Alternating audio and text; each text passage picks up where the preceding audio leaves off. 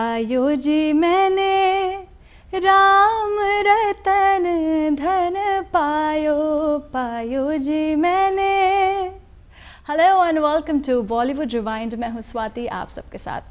आज जिन मेहमान से हम आपको मिलवाने वाले हैं वो अपने भजनों में जान फूंक देते हैं। भजन सुन के ही एक चेहरा एक नाम जहन में आता है, वो है भजन सम्राट पद्मश्री अनूप जलोटा जी का। Anup Jalota ji, welcome to our show. Thank you very much. मुझे तो थोड़ा कॉम्प्लेक्स हो गया, इतना अच्छा गाया आपने। नहीं, बड़प्पन है आपका। So beautifully sang। Thank you so much. Anup ji, शुरुआती दौर में जाते हैं, चाइल्डहुड के बारे में बात करते हैं। योर डैड पुरुषोत्तम जलोटा जी संगीतकार हैं और भजन सिंगर रहे हैं, इतने famous renowned. As a teacher कैसे रहे हैं, कैसा चाइल्डहुड रहा है आपका? स्ट्रिक्ट टीचर थे, कमरे में बंद कर देते थे एक तानपूरा दे के और बाहर बैठ जाते थे। कहते थे अब मैं 3 घंटे बाद खोलूँगा दरवाज़ा और तुम बस सा गाना, सिर्फ एक नोट। तो वो 3 घंटे में रे नहीं गा सकते, सिर्फ सा गा सकते। दूसरे दिन बंद कर देते थे, आज रे गा लो। अच्छा, इस तरह से सिखाया। तो उससे ये होता है कि एक एक जो स्वर है वो गले में बैठ जाता है सिंहासन पे, अपनी जगह बना के। इस तरह से रियाज करवाया है और फिर उनके साथ ही मैंने गाना भी शुरू कर दिया।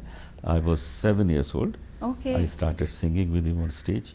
धीरे धीरे धीरे एक्सपीरियंस भी होता गया, सीखते भी गए। उनके साथ जितना समय गुजारते थे सीखते भी थे और उनके साथ गाते भी थे। अच्छा, उनके साथ संगत किया आपने? हाँ, खूब। जब आप पिताजी के साथ संगत करते थे, आपने बोला 7-8 साल की उम्र से आप गाने लगे और चार्ज करने लगे। वो दौर ऐसा होता है कि पढ़ाई कंटिन्यू करो नहीं करो, कभी जहन में ऐसा आया कि पढ़ाई कंटिन्यू नहीं करनी चाहिए, आगे बस इसी को कंटिन्यू करना चाहिए? सोचा यही था कि करना यही है, लेकिन पिताजी ने एक कुछ नियम बना दिया था कि अगर ग्रेजुएट नहीं होगे तो बॉम्बे नहीं जाने देंगे। अच्छा, तो बीए करके ही निकलने देंगे यहाँ से। अच्छा, he was very particular about your very studies. Particular कि ग्रेजुएशन होना ज़रूरी। तो मैंने किया, उधर भी करते रहे, प्रोग्राम भी करते रहे और जैसे ही ग्रेजुएट हुए भागे बम्बई की तरफ काम करने। अच्छा, पहले से एक्साइटेड होंगे, बस ग्रेजुएशन खत्म हो और हाँ, बस भागे, मुंबई। बिल्कुल। मुंबई में कैसा सफ़र रहा आपका? मुंबई में बहुत अच्छा रहा। आते ही हमको एक नौकरी मिली जो ऑल इंडिया रेडियो में हम करते थे, वहाँ एज ए कोरस सिंगर। अच्छा, देखो 30 सिंगर्स, ओह। उसमें मैं एक था। और उसमें जो सिंगर्स आते थे, कभी महेंद्र कपूर जी, कभी उषा मंगेशकर जी, इस तरह सिंगर्स आते थे, उनके लिए हम कोरस गाते थे। अच्छा, तो उसी में लोगों ने मेरी पहचान की। धीरे धीरे उसी में लोग मुझे पहली लाइन में खड़ा करने लगे, पहले पीछे खड़ा करते थे। उसके बाद एक प्रोग्राम में मैं सुर सिंगार संसद के प्रोग्राम में मैं गाना गा रहा था, तो एक भजन गा रहा था। तो वहाँ पे मनोज कुमार जी ने मुझे सुन लिया और कहने लगे कि भाई मुझे पसंद आया है, मेरी एक फिल्म में गाना गाओ। तब वो फिल्म बना रहे थे शिरडी के साईं बाबा। अच्छा, और उसमें मैंने 4 गाने गाए, एक रफ़ी साहब के साथ गाया और कुछ सोलो गाए।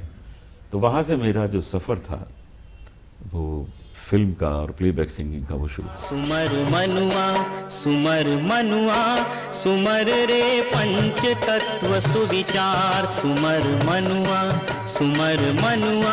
सुमर रे पंच तत्व सुविचार। शिरडी के साईं बाबा की बात हुई, मुझे सत्य साईं की बात याद आ रही कि आपको छोटा बाबा करके पुकारा करते थे। क्या है सत्य साईं किस्सा? बाबा से मैं मिला था पहली बार जब मैं 10 साल का। हाँ जी। तो तब से वो मुझे छोटे बाबा कहते थे। हाँ तो मैं उनसे कहता था छोटे बाबा आप मुझे क्यों कहते हैं? तो कहते थे एक दिन तुम्हें पता लगेगा। और वही हुआ कि अभी एक फिल्म बनी है सत्य साईं बाबा, उसमें मैंने सत्य साईं बाबा का काम किया है और इतनी सिमिलरिटी है कि लोग विश्वास नहीं करेंगे, इतना एक जैसा लगता है। ओम साईं राम।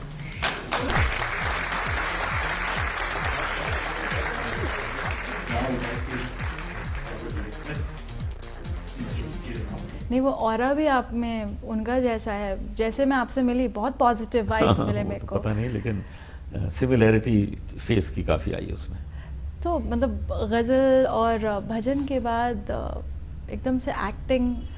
हाँ, एक्टिंग में काफ़ी काम आजकल हो रहा है। एक फिल्म आ रही है हैप्पी सिंह, हाँ जी। उसमें मेरा डबल रोल है। अच्छा, एक फिल्म आ रही है ब्लैक बर्थडे, उसमें मैं एक पुलिस इंस्पेक्टर हूँ। तो इस तरह के कई मुझे ऑफर मिले हैं और मैं वो कर रहा हूँ। तो मेरी कोशिश यही है कि बचपन में मैंने एक बात सुनी थी कि इंसान अपने ब्रेन का 9% यूज़ कर पाता है, 9 to 10%। हाँ जी। मैं कम से कम 25% यूज़ करना चाहता हूँ, इसलिए मैं बहुत काम करना चाहता हूँ। Very nice. हम आपसे बहुत काम करवा देंगे क्योंकि हम आपसे एक प्यारा सा भजन सुनना जरूर चाहेंगे। जरूर, आप सुनिए। जग में सुंदर है दो नाम, चाहे कृष्ण कहो या राम, बोलो राम राम राम, बोलो श्याम श्याम श्याम। यहाँ पे एक छोटा सा ब्रेक लेंगे। जरूर। ब्रेक के बाद भी आपसे हम बातों का सिलसिला जारी रखेंगे और आपसे बहुत भजन सुनने, गज़लें सुननी है, जरूर सुनिए। बहुत चीज़ें हैं आगे। आप देखते रहिए बॉलीवुड रिवाइंड।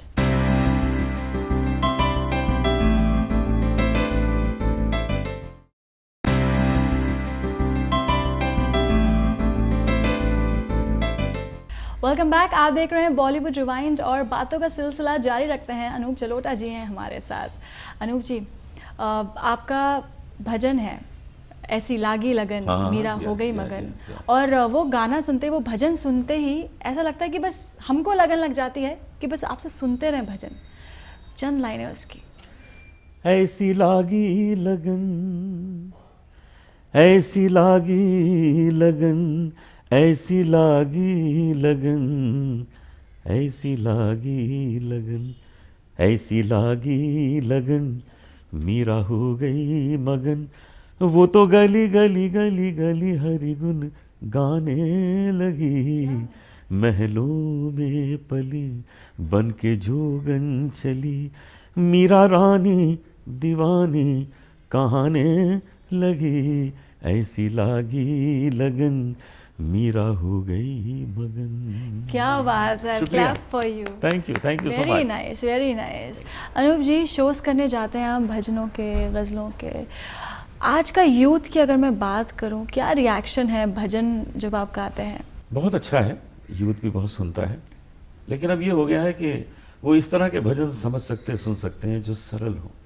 जैसे ऐसी लागी लगन है, एक और भजन है जो बहुत पॉपुलर हुआ है, अच्युतम केशवम कृष्ण दामोदरम राम नारायणम जानकी वल्लभम, कौन कहता है भगवान सोते नहीं, माँ यशोदा के जैसे तुम सुलाते नहीं, अच्युतम केशवम कृष्ण दामोदरम राम नारायणम जानकी वल्लभम। क्या बात है। तो इस तरह का भजन होंगे तो कौन नहीं पसंद करेगा। आपसे ना बात करने का मेरा कम मन कर रहा है, गाने सुनते से रहने का ज़्यादा मन कर रहा है, भजन सुनने का ज़्यादा मन कर रहा है। सुनूंगी, वो भी जरूर सुनूंगी, सुनिए, आगे जरूर सुनूंगी। एक किस्सा आपके साथ मैं शेयर करती हूँ। आई वॉज इन कोलकाता, सुबह हुई, पूजा का टाइम था, एंड आपका भजन चलता है वहाँ पे, and that made my morning. I will tell you, आपकी जो आवाज़ में खनक है, I mean hard work and dedication तो है, जान फूंक देते हैं आप भजन में, और क्या है। मैं समझता हूँ डिसिप्लिन बहुत बड़ी चीज़ होती है इस लाइफ में। ठीक है, मुझे नाम मिला है, मुझे भगवान ने सब कुछ दिया है, इसका मतलब ये नहीं कि हम उस नशे में रहें। मैं आज भी सुबह अपना रियाज शुरू कर देता हूँ, कई लोग मुझसे सीखने आते हैं। जिस मन में अभिमान वहाँ भगवान कहाँ से आए, भगवान कहाँ से आए, अपने मन मंदिर में ज्योत जला के देख ले, आ जाते हैं राम कोई बुला के देख ले। अभी आपने देखा कुछ स्टूडेंट्स मुझसे सीख रहे थे, उन सब में लगन है, उन सब में भक्ति है, उनको सिखाता हूँ, किसी से चार्ज नहीं करता हूँ सिखाने का। कोशिश करता हूँ कि जो अच्छे गाते हैं वो और अच्छा गाएं, और उनको इस्टेब्लिश करने की कोशिश करता हूँ, अपने प्रोग्राम में गवाता हूँ। तो अगर हम ये डिसिप्लिन जीवन में रखें तो जादू जो है वो आवाज़ में आ जाएगा, एक मैजिक जो हनी होता है वो आ जाएगा, क्योंकि यही भक्ति है, जो मिला है इसी से मिला है और आगे भी इसी से मिलेगा, इसलिए इसमें लगे रहते हैं। आप डूबे हुए हैं मेहनत में, डेडिकेशन में, डिसिप्लिन में, इसलिए वो सच्चाई आपके भजनों में दिखती है, सुनाई देती है। आपने सोचा था कि मैं भजन ही गाऊंगा, फुल टाइम बॉलीवुड म्यूजिक नहीं करना था? नहीं, मेरे मन में था कि मैं लाइव परफॉर्मेंसेस करूंगा, उसमें सब कुछ गाऊंगा। तो मैं वही कर रहा हूँ। मैं लाइव परफॉर्मेंस 7 साल की उम्र से कर रहा हूँ। उसमें गज़ल भी गाता हूँ, भजन भी गाता हूँ, फिल्म सॉन्ग्स भी गाता हूँ, क्लासिकल भी गाता हूँ, सब कुछ गाता हूँ। लेकिन लाइव कॉन्सर्ट्स का जो मज़ा है वो कभी रिकॉर्डिंग में नहीं आ सकता, क्योंकि रिकॉर्डिंग में आप उस दीवार के लिए गा रहे हैं जो चारों तरफ है आपके, हाँ। आप उस माइक के लिए गा रहे हैं। लेकिन यहाँ उस ऑडियंस के लिए गा रहे हैं जिसके फेस पे आप वो एक्सप्रेशन देख रहे हैं जो आपके गाने से क्रिएट हो रहा है। कुछ लोगों के आंखों से आंसू हैं, कुछ लोग मुस्कुरा रहे हैं, कुछ लोग आंख बंद करके सुन रहे हैं, खो गए हैं। तो ये चीज़ें देखकर जो इंस्पिरेशन मिलता है वो कभी और किसी चीज़ में नहीं मिल सकता है। सही कह रहे हैं आप। एक दूजे के लिए आपने चंद 2 लाइनें गाए थे, लेकिन वो 2 लाइनों ने, जो 2 लाइन्स थे, उन्होंने मतलब सॉन्ग का पूरा डायरेक्शन चेंज कर दिया, सॉन्ग को एक अलग ट्रांस में ले गया। वो ज़रूर सुनना चाहूँगी आपसे। जरूर। कोशिश करके देख ले, दरिया सारे नदियां सारी, दिल की लगी नहीं बुझती, बुझती है हर चिंगारी। क्या बात है, आपके भजनों से हमारे दिल की लगी नहीं बुझती है, आपके गज़लों से हमारे दिल की लगी नहीं बुझती है। एक छोटा सा ब्रेक लेंगे यहाँ पे, जरूर। छोटा सा ब्रेक, अभी हाजिर होंगे बॉलीवुड रिवाइंड में।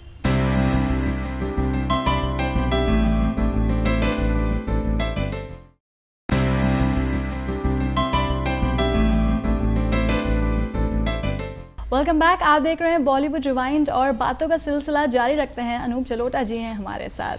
अनूप जी, पंचम दा के साथ आपने काम किया है, कैसा एक्सपीरियंस रहा है आपका उनके साथ? कमाल के आदमी थे, क्या कंपोजर थे।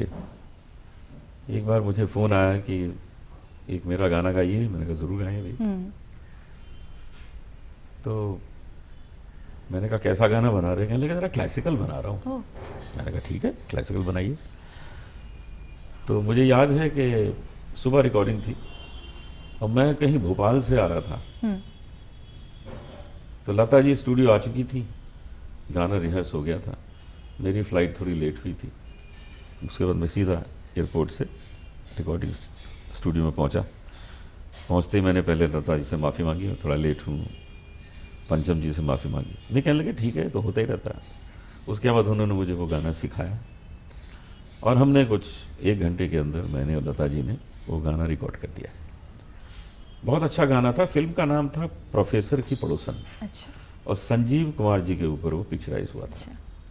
मिले झूम के मिलन ऋतु आई, हर रंग में मस्ती सी छाई, मिले झूम के, इस तरह से वो गाना था और लता जी और हमने दोनों ने गाया। उसके बाद 1-2 गाने और पंचम जी ने मुझे कहे, मैंने गाए। बहुत अच्छा लगा उनके साथ काम करके। उनसे काम करके ये लगता था कि एक ऐसा म्यूज़िक डायरेक्टर है जो पूरी तरह प्रिपेयर होकर सामने खड़ा है, और वो सच में जो बनाते थे वो घर घर पहुंचते थे। अशोक कुमार जी से लेके अक्षय कुमार की पहली मूवी के लिए आपने गाना गाया है, कैसा एक्सपीरियंस रहा है उसका? बहुत लंबा अरसा मैंने हाँ जी। काम किया है इस फील्ड में। हाँ जी।